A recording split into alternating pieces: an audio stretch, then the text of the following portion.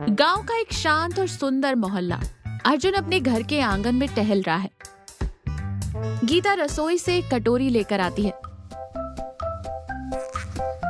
अजी सुनते हो, आज मैंने आपकी पसंदीदा लौकी की सब्जी और गर्मा गर्म रोटियां बनाई है। खुशबू से ही भूख लग जाएगी आपको। लौकी? गीता यार, तुम भी ना। हफ्ते में 3 दिन लौकी, 2 दिन तोरई। मेरे पेट में सब्जियां उगने लगेंगी एक दिन। मुझे कुछ तीखा, कुछ चटपटा चाहिए। अर्जुन जी, बाहर का चटपटा खाना सिर्फ जीभ को अच्छा लग सकता है, पेट को नहीं। घर का खाना अमृत होता है, चुपचाप खा लीजिए। अरे मैं कहाँ बाहर का खाने जा रहा हूँ, मुझे तो बस थोड़ा टहलने जाना है। हाँ, डॉक्टर ने कहा था ना, शाम की सैर सेहत के लिए अच्छी होती है। मैं वरुण के साथ वॉक पर जा रहा हूँ, लौटकर लौकी खा लूंगा। ठीक है, पर जल्दी आना और रास्ते में कुछ उल्टा सीधा मत खाना। अर्जुन जल्दी से बाहर निकल जाता है।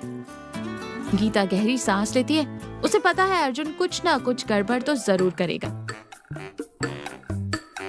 ठेले पर लाल रंग की लाइटें लगी हुई हैं।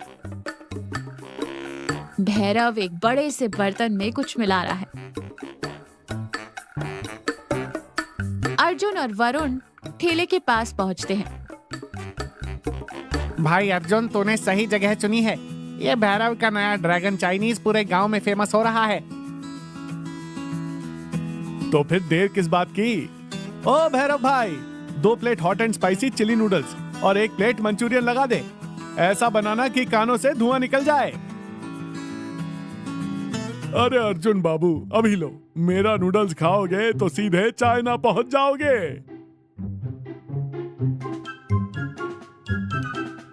अरे भैरव, ये काला काला क्या डाल रहा है? ऐसा लग रहा है जैसे ट्रैक्टर का पुराना इंजन ऑयल हो।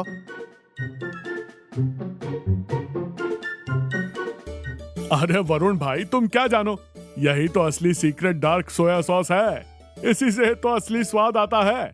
और ये लाल वाली चटनी सीधा ड्रैगन की आग है, आग।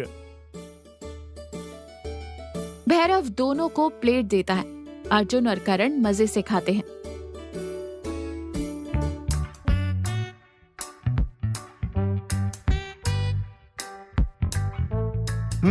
वाह भैरव, क्या तीखा है यार।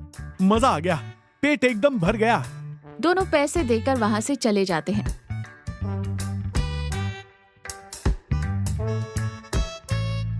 रात के 3 बज रहे हैं। कमरे में अंधेरा है। अर्जुन बिस्तर पर गोल गोल घूम रहा है और पेट से गुड़गुड़ गुड़गुड़ की आवाज आ रही है।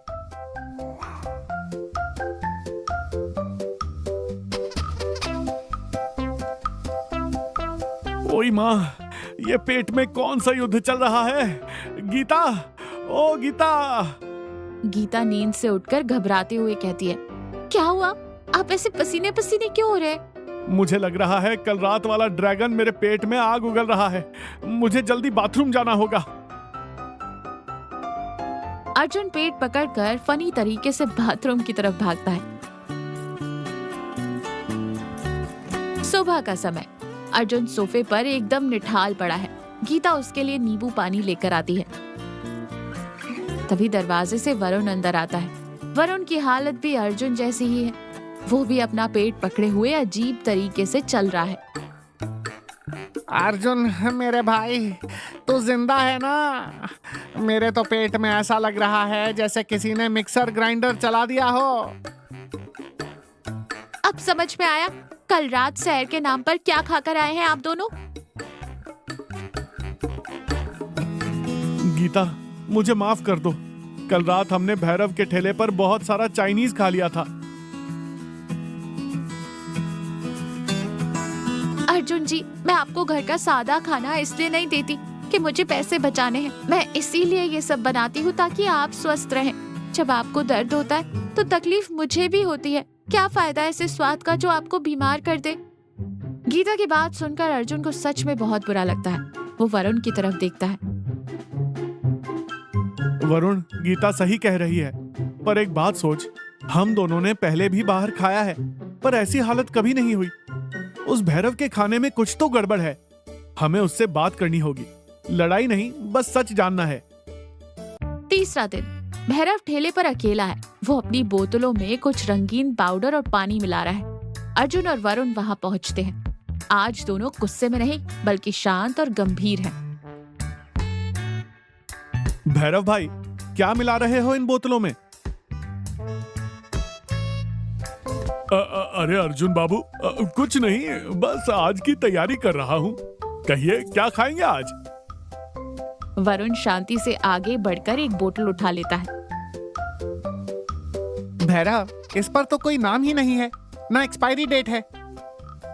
अर्जुन, देख इसे, ये सोया सॉस नहीं है, ये सस्ते केमिकल वाले रंग हैं। तुम लोग मेरे धंधे को खराब कर रहे हो। मुझे जो सस्ता मिलता है मैं वही लाऊंगा ना। मुझे भी तो 2 पैसे कमाने हैं।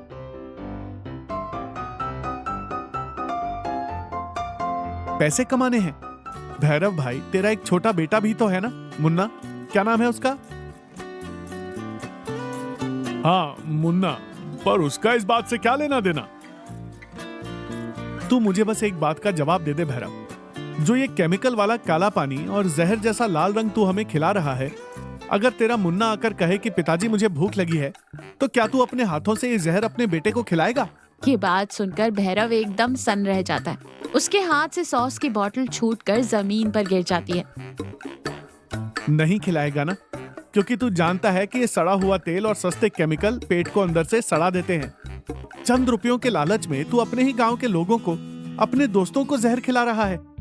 कल रात हम दोनों की जान पर बनाई थी। भैरव, उसकी आंखों में आंसू आ जाते हैं। वो हाथ जोड़ लेता है। मुझे माफ कर दो अर्जुन भाई, मेरी अकल पर पत्थर पड़ गए थे। मैंने ज्यादा मुनाफे के चक्कर में शहर से ये सस्ते केमिकल वाले डिब्बे खरीद लिए। मुझे नहीं पता था कि इसका इतना बुरा असर होगा। मैं आज ही ये सारा नकली सामान फेंक दूंगा। मैं कसम खाता हूँ, अब से जो खाना मैं अपने बच्चे को नहीं खिला सकता, वो किसी ग्राहक को भी नहीं खिलाऊंगा। सुबह का भूला अगर शाम को घर आ जाए तो उसे भटका हुआ नहीं कहते भैरव। अपना काम ईमानदारी से कर, लोग खुद तेरे पास आएंगे। भैरव अपने ठेले से वो सारी नकली बोतलों को एक कूड़े के डिब्बे में डाल देता है। अर्जुन अपने डाइनिंग टेबल पर बैठा है। गीता रसोई से एक थाली लेकर आती है। लीजिए अर्जुन जी, आज भी मैंने लौकी की सब्जी और दाल चावल ही बनाए हैं। अगर आपको बाहर जाना है तो। अर्जुन जल्दी से थाली अपनी तरफ खींचते हुए कहता है, अरे बाहर कहाँ जाना है? मुझे तो इस लौकी में ही अब हॉट एंड स्पाइसी का स्वाद आ रहा है। वरुण भी दरवाजा खोलकर अंदर आता है। भाभी जी, मेरे लिए भी एक प्लेट लगा देना। इस अर्जुन ने मुझे भी समझा दिया है कि असली ड्रैगन तो अपनी पत्नी का गुस्सा होता है, बाहर का नूडल्स नहीं। गीता जोर से हंसने लगती है। अर्जुन और वरुण भी मजे से सादा खाना खाने लगते हैं। तो समझे दोस्तों, जीभ के 2 मिनट के स्वाद के लिए अपने पेट और सेहत से खिलवाड़ मत करो। जो प्यार और शुद्धता घर के खाने में है, वो बाहर की किसी मिलावट में नहीं। स्वस्थ